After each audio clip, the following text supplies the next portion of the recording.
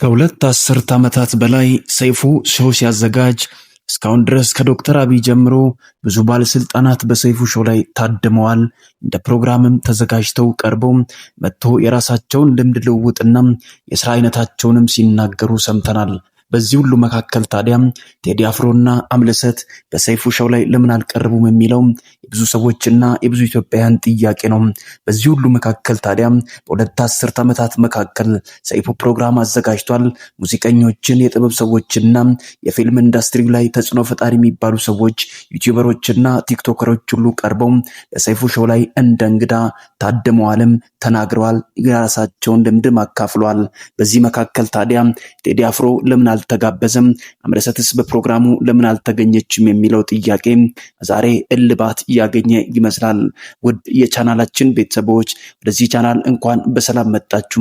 ለዚህ ቻናል አዲስ ከሆናችሁ ቻናላችንን ሰብስክራይብ በማድረግ የደወል ምልክቷንም በመጫን ቤተሰብ እንድትሆኑና በየጊዜው የሚለቀቁ የቻናላችን ቪዲዮዎች እንዲደርሷችሁ በተጨማሪም የደወል ምልክቷን በማብራት ቤተሰብ እንድትሆኑ ስል በታላቅ አክብሮት ጠይቃችኋለሁ። ዛሬ ወደ ያስኩላችሁ እጅግ ሰበር አስገራሚ ወደሆነ መረጃ አልፋለሁ። እስከ ፍጻሜው አብራችሁኝ ቆዩ። ቀጥታ ወደ ዛሬው ቪዲዮ አልፋለሁ። እስከ ፍጻሜው ተከታተሉኝ። ሰይፉ ፋንታሁን እና አምለሰት ሙጬ እንዴት ተዋወቁ? ብዙዎቻችን ልናውቀው የሚገባው ጉዳይ ነው። ከአምለሰት ጋር ቀድሞ የተዋወቀው ቴዲ አፍሮ ነው ወይስ ሰይፉ ፋንታሁን ነው የሚለው ጥያቄ በግልጽ ለመታወቅ ያክል በተደጋጋሚ ሰዎች በጠየቁትም ጉዳይ እንኳን አንድ ምላሽ አግኝቷል። ከሰይፉ ፋንታሁን ቀደም ብሎ ቴዲ አፍሮ አምለሰትን አያውቃትም። ቀድሞ አምለሰትን የሚያውቀው ሰይፉ ፋንታሁን እንደሆነ በግልጽ ይታመናል። ይህ የሚሆንበት ምክንያት ምንድን ነው? አምለሰት ሙጬ በተደጋጋሚ የሞዴሊንጉን ስራ እየሰራች ባለችበት ጊዜ፣ በመጀመሪያ የዩኒቨርሲቲ ትምህርቷን በምትከታተልበት ጊዜ በሞዴሊንግ ስራ እየተንቀሳቀሰች እንደነበር በሁላችንም ዘንድ የታወቀ ጉዳይ ነው። ታዲያ በዚህ መካከል ሰይፉ ፋንታሁን በሬዲዮ ፕሮግራም እጅግ ታዋቂ በነበረበት ጊዜ ሚስ ዩኒቨርሲቲ የሚል ኮሌጆች ላይ የሚዘጋጅ ቁንጅና ውድድሮች ላይ አንደኛ መውጣቷ የሚነገርላት አምለሰት ሙጬ በዚህ መካከል ያንን ፕሮግራሞችን ሲዘግብ የነበረው ሰይፉ ፋንታሁን እንደሆነ ይታመናል። በዚህ መካከል ታዲያ አምለሰት ሙጬ አንደኛ ወጥታ በመጣችበት ሁኔታ እንደ እንግዳ ጋብዟት እንደሚያወራና በዚያ መካከል ደግሞ አምለሰትን እድሎችን አመቻችቶ ወደ ሚዲያው እንደሚያመጣ ቃል የገባላት ሰይፉ ፋንታሁን እንደሆነ ይታመናል። በዚህ መካከል ታዲያ ሰይፉ ፋንታሁንና የአምለሰት ግንኙነትና እውቅና አንድ ላይ የጀመረበት ሁኔታ እንደሆነ ይታመናል። በዚህ መካከል ታዲያ አምለሰት ሙጬ ዝነኝነቱንና የሚዲያውን ስራ በጣም የምትወድ በነበረችበት ጊዜ ላይ ነው እንግዲህ ሰይፉ ፋንታሁንን እንደ አጋዥና እንደ ረዳት እያገኘችው። በዚህ መካከል ታዲያ የሰይፉ ፋንታሁንና የአምለሰት ሙጬ ግንኙነትና ወዳጅነት በአንድ የቴሌቪዥን ፕሮግራም ወይም በሬዲዮ ጣቢያ ብቻ የቀረ አልነበረም። ሰይፉ በሰዓቱ በዝነኝነቱ በሬዲዮ ፕሮግራም እንደዚህ እንዳሁኑ ዘመን ዩቲዩብ ቻናሎች ባልበዙበትና ሚዲያዎች በዚህ ልክ ባልተጠናከሩበት በዚያ ጊዜ እድሎችን በሬዲዮ ፕሮግራም እንደሚያመቻችላት ቃል ገብቶ እንቅስቃሴ እንደጀመረ ይታወቃል። በዚያ መካከል ሁለቱ ተገናኝቶ ሰይፉ ባመቻችላት እድል አብሮ ፊልም የመስራቱን ሁኔታ እንዳመቻቸና አብሮ ወደ ስራ እንደገቡ ቢታወቅም በዚያ መካከል ግን ሰይፉ ፋንታሁን ለአምለሰት የነበረው ስሜትና ቦታ ፕሮግራሞችን አብሮ ከማዘጋጀትና ፊልሞችን ከመስራት አለፍ ብሎም ትልቅ የሆነ የፍቅር ስሜት እንደነበረውና አምለሰትን በሚገባ እንደሚወዳት በዛ ሰዓት የነበሩ መረጃዎች በትክክል ያረጋገጡት ጉዳይ ነው።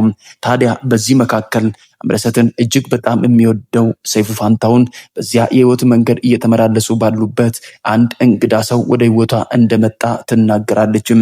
በዚያ መካከል እጅግ ዝነኝነቷ እየጨመረ ሲመጣ በዛ ሰዓት የሞዴሊንጉ ስራ ላይ እጅግ ትኩረት አድርጋ ስትሰራ የነበረችው አምለሰት ዝናዋ ከሰይፉ የተነሳ እየጨመረ ቢመጣም በዚያ መካከል ግን ቴዲ አፍሮ ወደ ሙዚቃው ዓለም ጠለቅ ብሎ በመግባትና ዝነኝነትን እያተረፈ ባለበት አንድ ኮንሰርት አዘጋጅቶ ባለበት ሰይፉ ፋንታሁን በማያውቅበት ሁኔታ ከቴዲ አፍሮ ጋር ስራን ለመስራት አምለሰት ሙጬ እንደመጣችና የሜካፕ አርቲስት ሆና ቴዲ አፍሮን ሜካፕ ለመስራት በድፍረት መጣ እንደነበር ይታወቃል።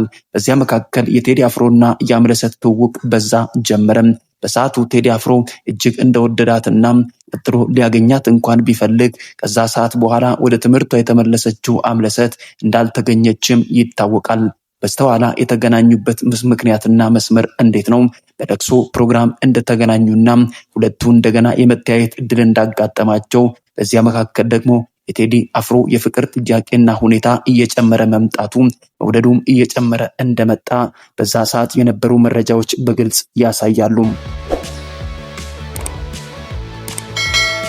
ታዲያ በዛ መካከል ነው እንግዲህ የሁለቱ ጸብና ጥላቻ ተጀመረ ተብሎ የሚነገረው።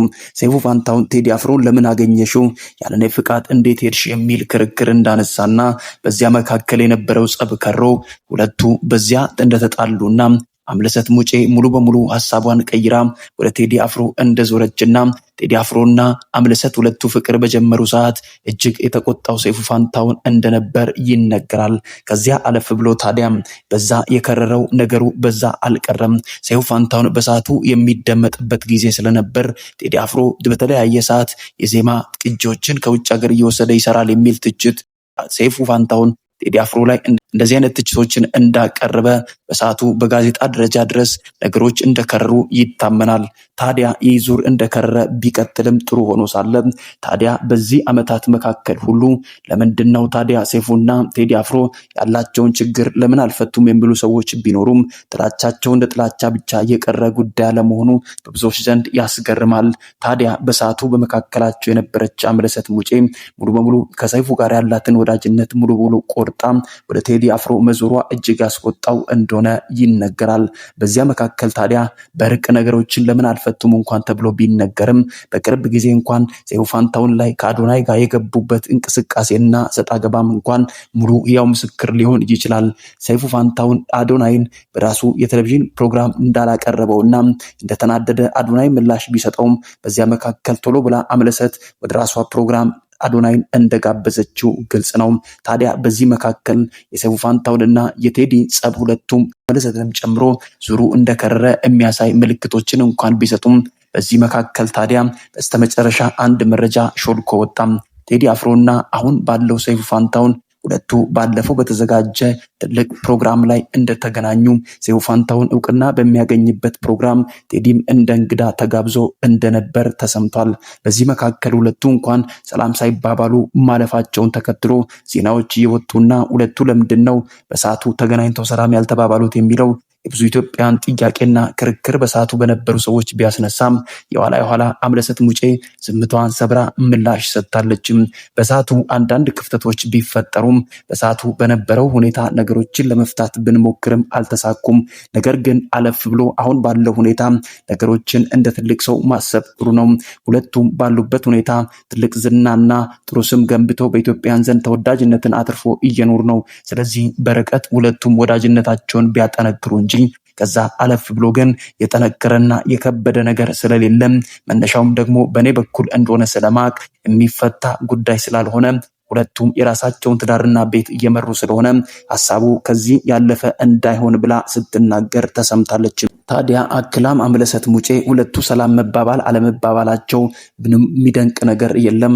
ነገር ግን አንድ እንደ ኢትዮጵያን ማሰብ ያለብን ጉዳይ ሁለቱም ባሉበት የስራ ሁኔታ እጅግ ጠንካሮችና በሰዎች የሚወደዱ ስለሆነ ቤታቸውን እያስተዳደሩ ስለሚኖሩ ይህንን እንደ ትልቅ ነገር ባናየው መልካም ነው ስትል አምለሰት ሙጬ ዝምታዋን መስበሯ በብዙዎቹ ዘንድ አስገርሟል።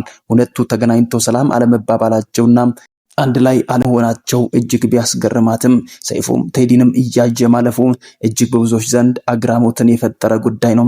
በዚህ መካከል ደግሞ እጅግ ያስገረመው የአምለሰት ንግግርና በሳል መሆኗን የሚያሳይ ጉዳይ መሆኑ እጅግ በብዙዎች ዘንድ መነጋገሪያን ፈጥሯል።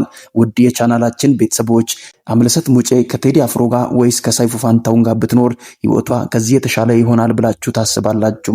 ሰይፉ ፋንታሁንን ትታ ወደ ቴዲ አፍሮ መዞሯ በእናንተ ዘንድ አሳማኝ ነው ወይ? ሀሳብ አስተያየታችሁን ኮሜንት ላይ ጻፉም። ከቴዲ አፍሮ በፊት ሰይፉ ፋንታሁን አብረው ይተዋወቃሉ። ከአምለሰትም ጋር የፍቅር ግንኙነት አለው ተብሎ የሚነገረውን ነገር እንዴት ታዩታላችሁ? ሀሳብ አስተያየታችሁን ኮሜንት ላይ ጻፉም። ስለምትሰጡን ሀሳብ ከልብ እያመሰገንን ቪዲዮን ላይክ አድርጋችሁ ለወዳጅ ዘመዶቻችሁ ደግሞ ሼር እንድታደርጉ በታላቅ አክብሮትና ትህትና እንጠይቃችኋለን። በቀጣይ አዲስ ሰበር ትኩስ መረጃ እስከምንገናኝ ድረስ ቸር ቆዩ፣ ቸር ሰንብቱ እላለሁ።